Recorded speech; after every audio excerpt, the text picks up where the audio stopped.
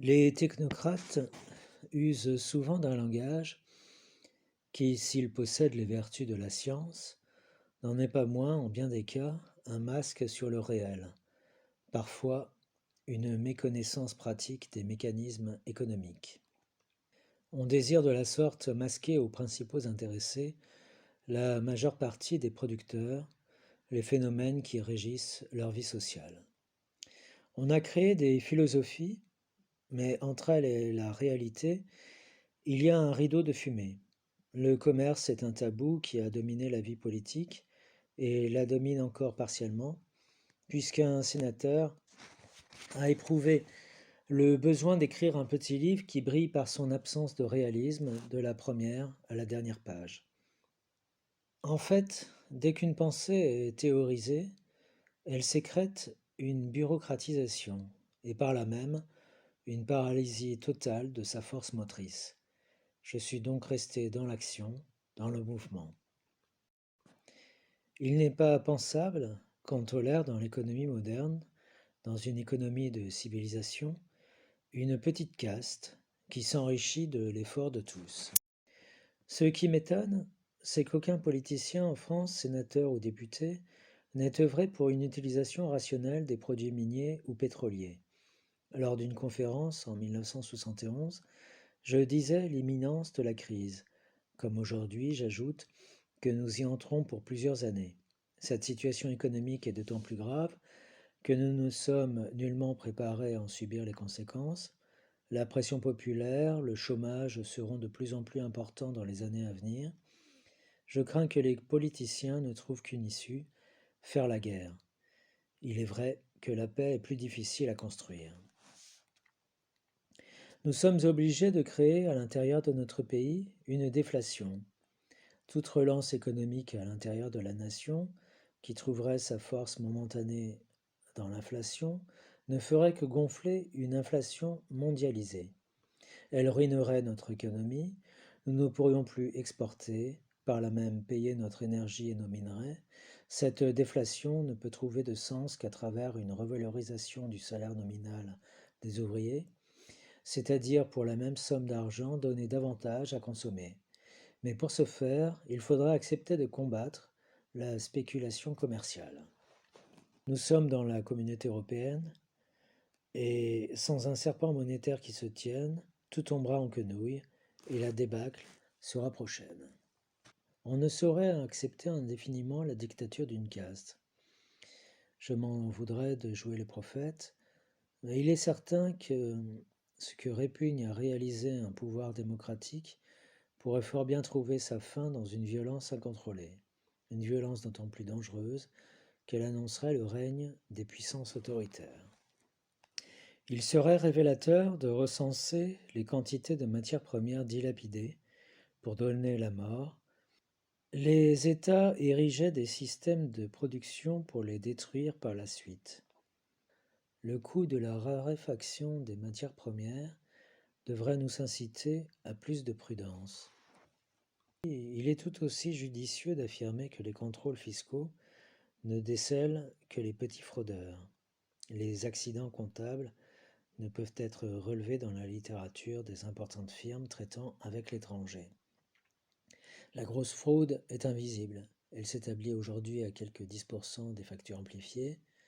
Il se trouve dans la dialectique importation-fraude un cercle vicieux. Plus les bénéfices seront imposés et plus la fraude fiscale grandira.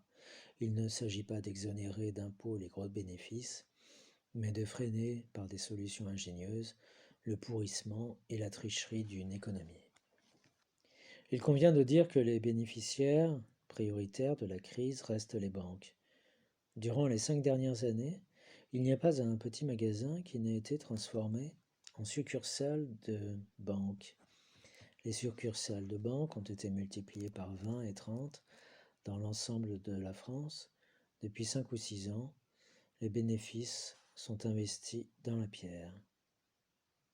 L'économie n'est pas conçue pour la paix. Je découvrais l'inflation qui formait le squelette de notre économie. Nous construisions sur du vent, et ce que le vent donnait, il pouvait sur l'instant l'emporter. Le Christ a chassé les marchands du temple. Le temple, c'est le peuple. Le temple n'a jamais été une église, n'a jamais été un monument. Le véritable temple de Dieu, c'est l'humanité.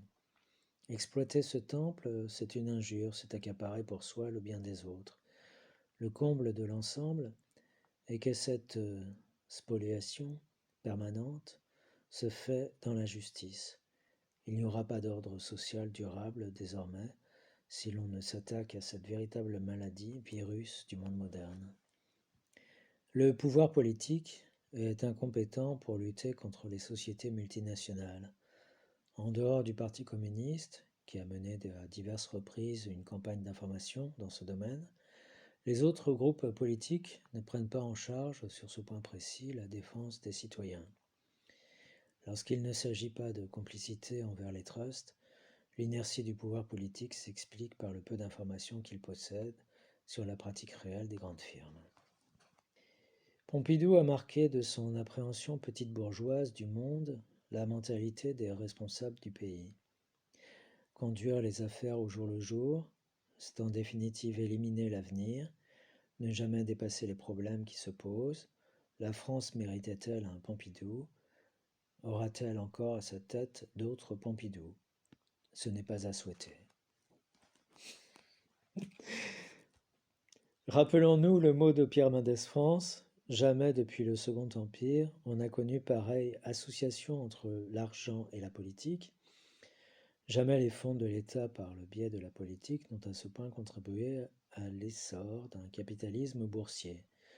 La fin du règne absolu de l'UDR a quelque peu réduit ses excès, mais la crise a constitué un terreau où certains ont puisé force et abondance.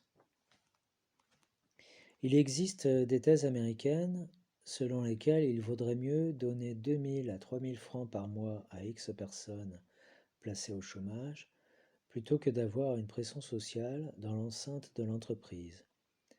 Ce discours, qui circule d'université en université, compte de nombreux adeptes.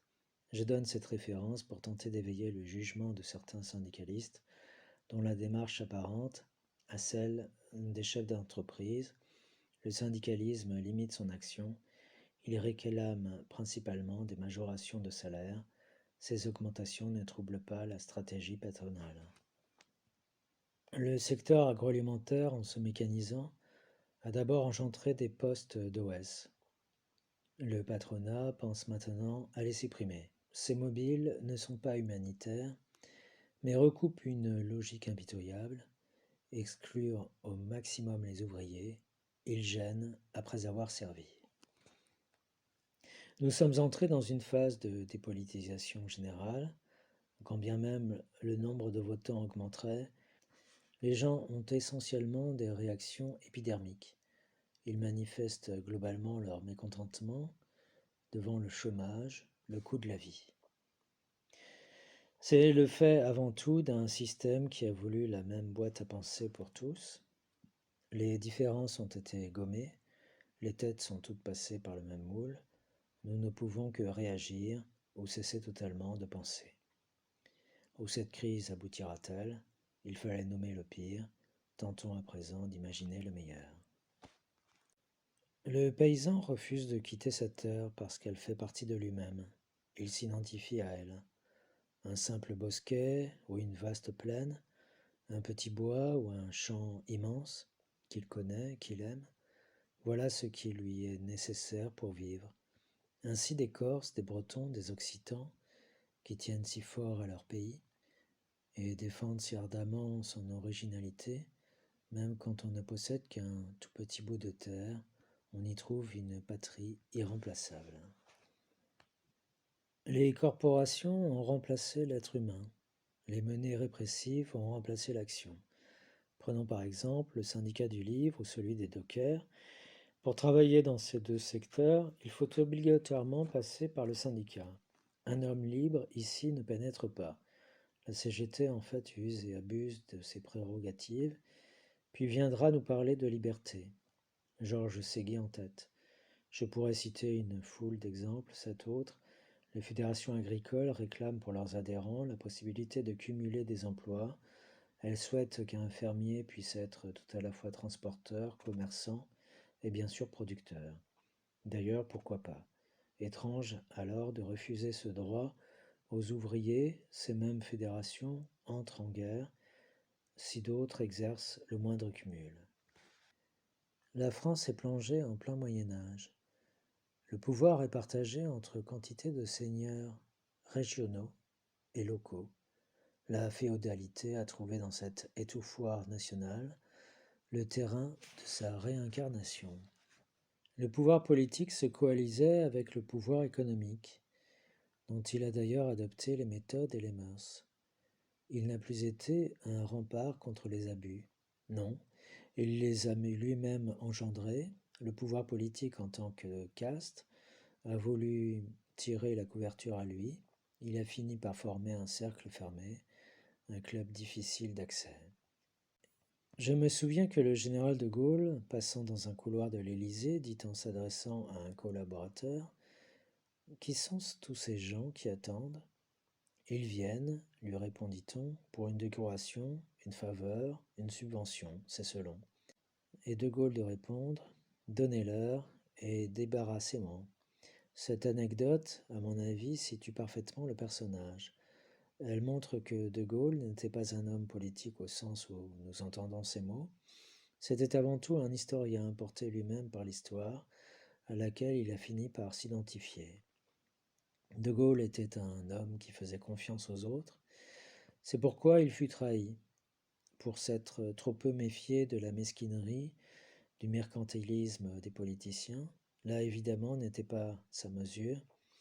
Je me dis que Valéry Giscard d'Estaing, s'il arrivait à prendre du recul, pourrait à son tour devenir un visionnaire.